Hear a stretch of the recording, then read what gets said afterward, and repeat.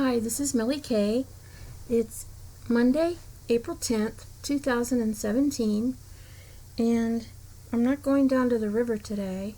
As a matter of fact, I'm going to ask you to join me while I use my browser to explain some terms and other information that's pretty basic, but I think everyone needs to know if they deal with lakes and rivers. Everyone needs to know, let me open this here, about CFS and AF. CFS is cubic feet per second and AF is acre feet. And you'll always see these when you're dealing with lakes and rivers because it's how volume is expressed and how the flow of water is expressed. CFS stands for cubic feet per second, and 1 cubic foot of water is about 7.5 US gallons. Water running at 100,000 CFS would fill more than 1 Olympic-sized swimming pool every second. AF is acre feet.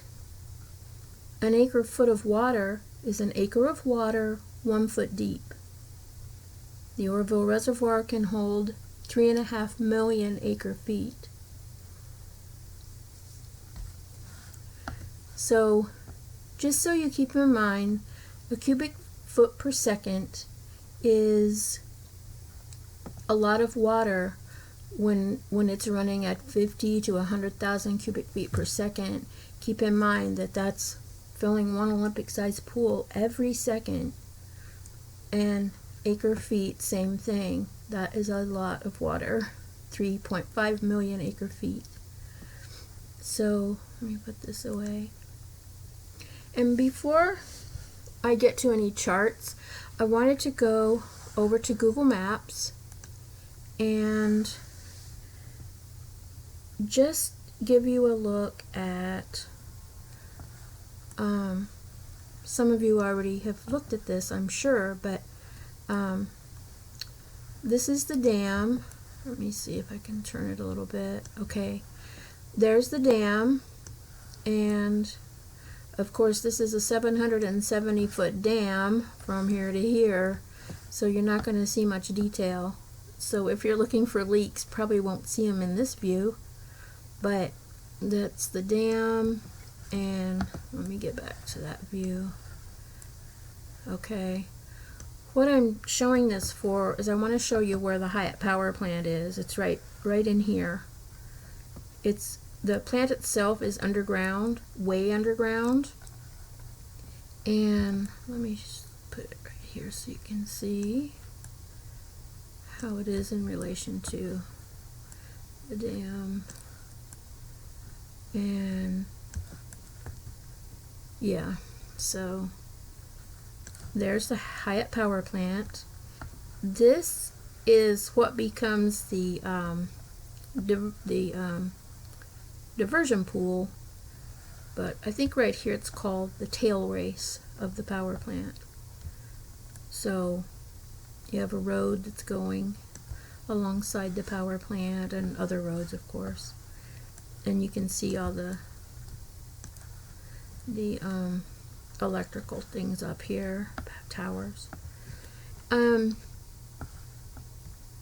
showing you this not because I'm going to focus on the power plant, but we're going to look at some facts and figures about the output of the power plant. And I will do another video specifically about the power plant itself pretty soon. But for today, it's mostly about facts and figures. So, if we go along here in this tail race area and then get to the diversion pool, which is a little ways, looks like they were doing a spill the day that they did this Google stuff. It's probably at least a year old, I would think. Anyway, it looks like they were doing a spill. And this is the diversion pool. And So the water that Hyatt puts out comes along here, and then this water goes in here.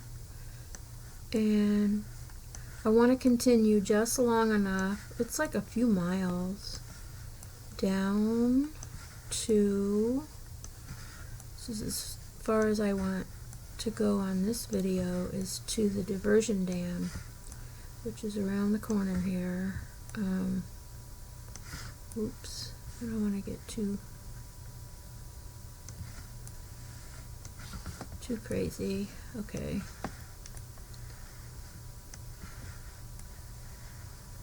There it is. So you have the diversion dam here. At the diversion dam, you've got this diversion pool, and it comes along, and the water is split up. Some of it goes through here down the Feather River to the fish hatchery area. This other part is taken into this power channel that heads toward the Thermalito forebay and eventually the afterbay. And that is a story in itself. That's a concrete channel. So water comes down, heads on through the Feather River, and also up to Thermalito fore and afterbays. And that's really what I wanted to cover now, so don't get too distracted, but you can see how it goes back here to the forebay and then on to the afterbay. Okay.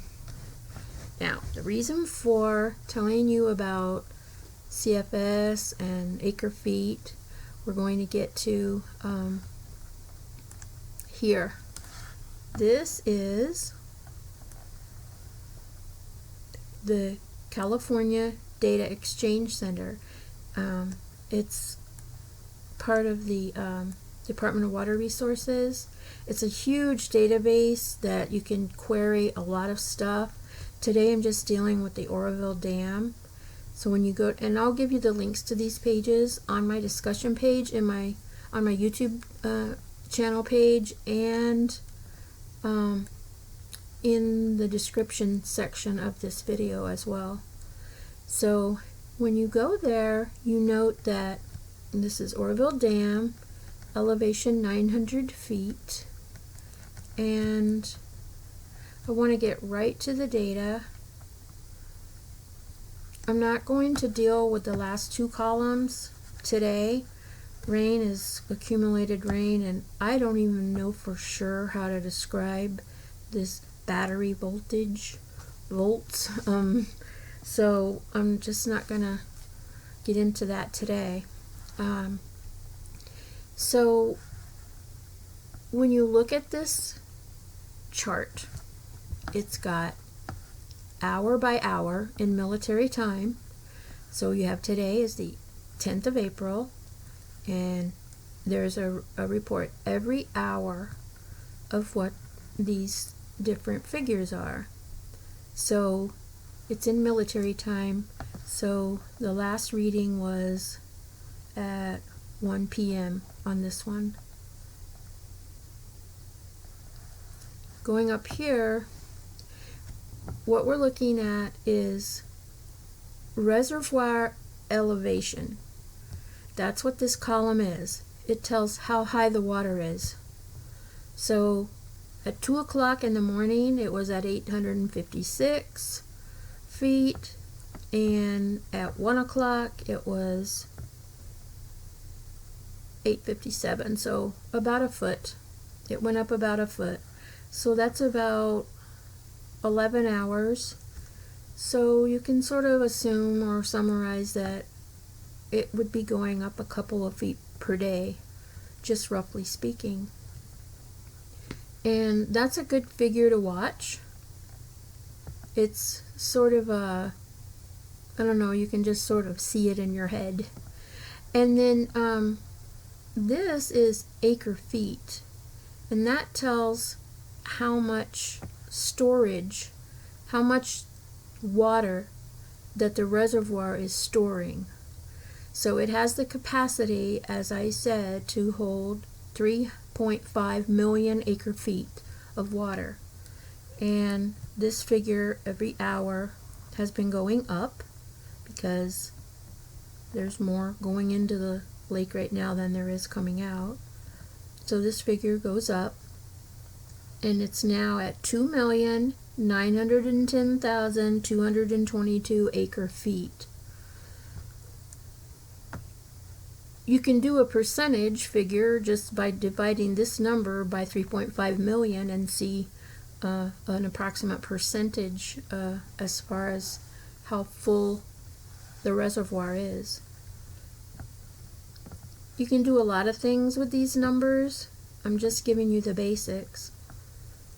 And I want to show you what the CFS of inflows and outflows are. And what you have here is the inflows are, it's water coming into the reservoir, and that comes from the watershed. It can come from rain. It's snowmelt, runoff, rain. And it's been right around, looks like on this chart, it's about 28, 29-ish average. And it is important to look at the average because because it can fluctuate a lot. And sometimes they even have errors where there will be a large figure or no figure, and then they will correct it later. So if you look at averages, is probably the best way to go.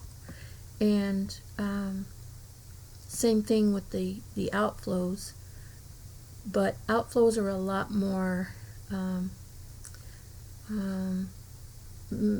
consistent, so there's really no need to average them. But there are some things to look at. We know that this figure right here under outflows, the cubic feet per second, that would be the Hyatt power plant is putting that out. And the way that we know that is because they're not doing a release down the spillway, and there's no other water coming out of there except the Hyatt power plant output. And it's very consistent. They had 5 turbines running, so that's probably, let's see, 2 times 5. Each one of them is doing over 2,000 cubic feet per second. So that sounds pretty at full capacity for those turbines. They have 6 turbines, and one of them is not there right now because it's being fixed. So that much we know of what is coming out of there. And then we would watch the inflows and just see what is taking place. And up at the dam, it's like they have parameters that they work within. So when it gets to maybe 860 or 865, they had said that they were going to do another spill. So one could look at this column and kind of keep track of when that might happen. And let's see, I think I want to go to another chart right now, but before I do, I want to show you the river releases. This is the river releases, is what's going into the Feather River. So just keep that in mind. And I want to go over to the National Weather Service and show you the Feather River as it comes through Yuba City. There's a gauge there, and this is how I like to keep track. There are other websites, but I like the National Weather Service because I just like the way that they lay this out. So I go here a lot when I want to see what is the happening with the Feather River at Yuba City. And just to give you an overview, you can go down here and see what the flood categories are for the National Weather Service. They have more stages than most. The action stage is really the flood watch stage, which means time to keep an eye on the river level because it's rising. That's for Yuba City, that's at 65 feet. Flood stage is 80. And then they go on with further staging, which is what 83 means is it's topping the levee, and then a little 1/10 more, and it's going over the levee. But flood stage is set at 80 feet. And you can go to the different gauges. I can go upstream to Gridley or downstream to Nicholas by clicking on these. I think there's another downstream gauge at Boyd's Landing, but I don't generally deal with that. Just Gridley, Yuba City, and Nicholas. So back to the chart.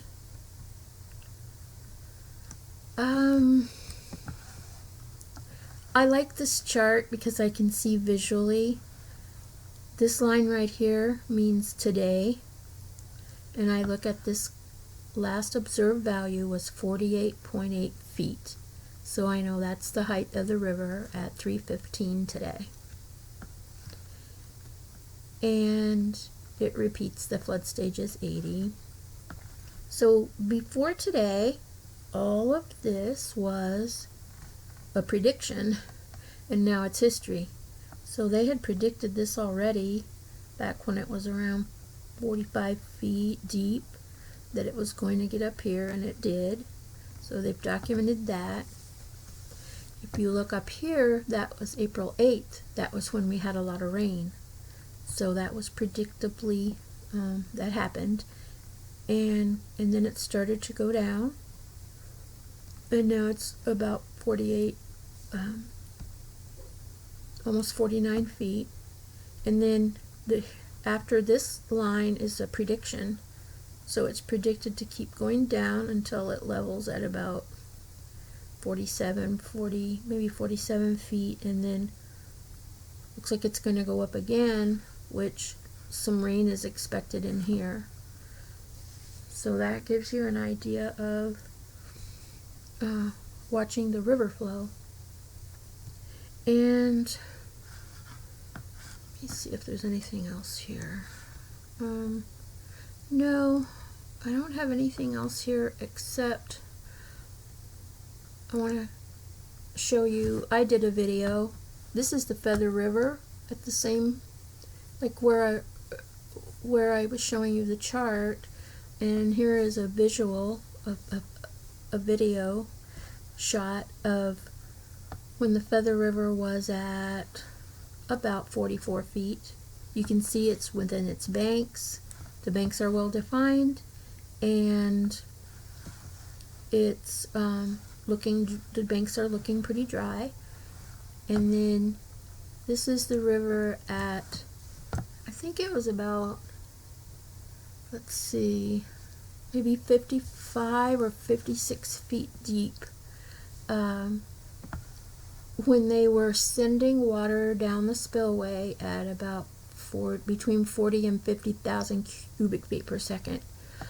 And you can see the riverbank is covered up, and so that's when we're getting about between 45 and 50,000 cubic feet per second down here. And then if you add it, so it had been maybe 44 feet, we got a 10 to 12 foot river rise when they were releasing at that level. So you can imagine if they're releasing at 100,000 cubic feet per second, just say you double that, another 10 feet, and that puts it at flood watch stage. And then if you have to go all the way up to maybe 150,000 cubic feet per second, which is really all the levees down here are rated for anyway, you can see that could easily get up to the flood stage. So now I want to go back to the CDEC website, and then I'll finish this up. If you look at the river releases and you look at the outflow, and you know this is the Hyatt power plant, and the person would think, well, if the power plant is putting out almost 13,000 cubic feet per second, and if it gets to the diversion dam and only part of that goes into the Feather River, how can the river releases be higher than that? If only part of it's going into the Feather River and past the fish hatchery, and the other is going into Thermalito. Well, let me show you the picture. This is the Thermalito After Bay outlet. After the water gets through Thermalito Forebay and After Bay, there is an outlet at the bottom of the After Bay that lets water into the Feather River.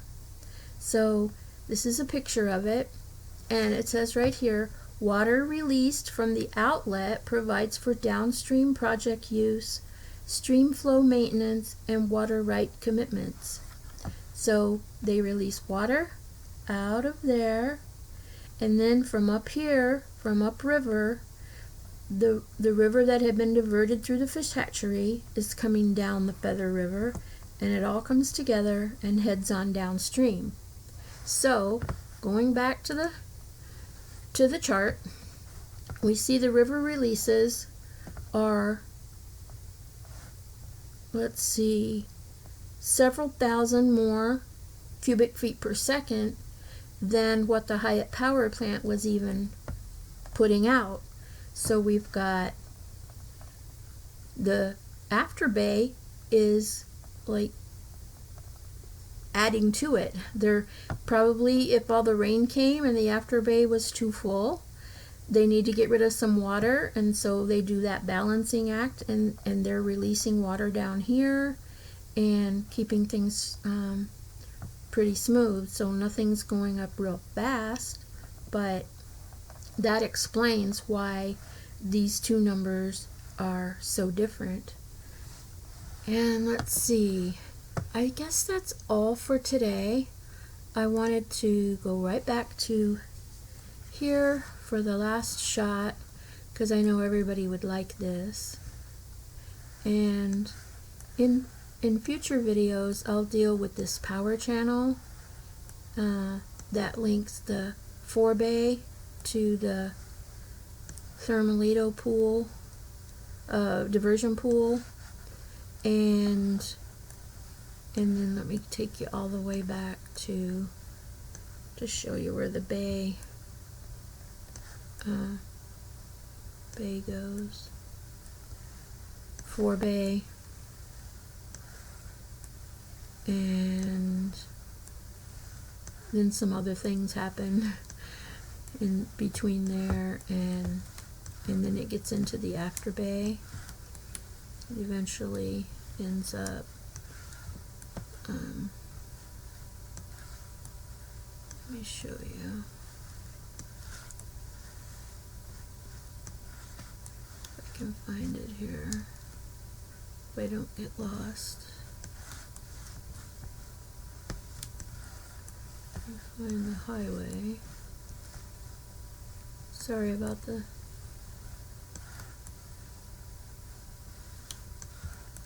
it'll get better. Here's the After Bay. Trying to find that release. Come on. It's here somewhere. Just bear with me.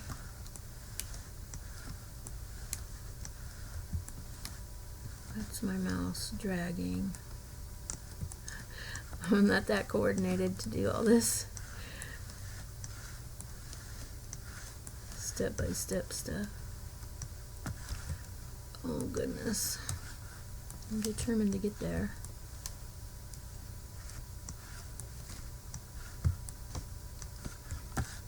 Come on, 2D.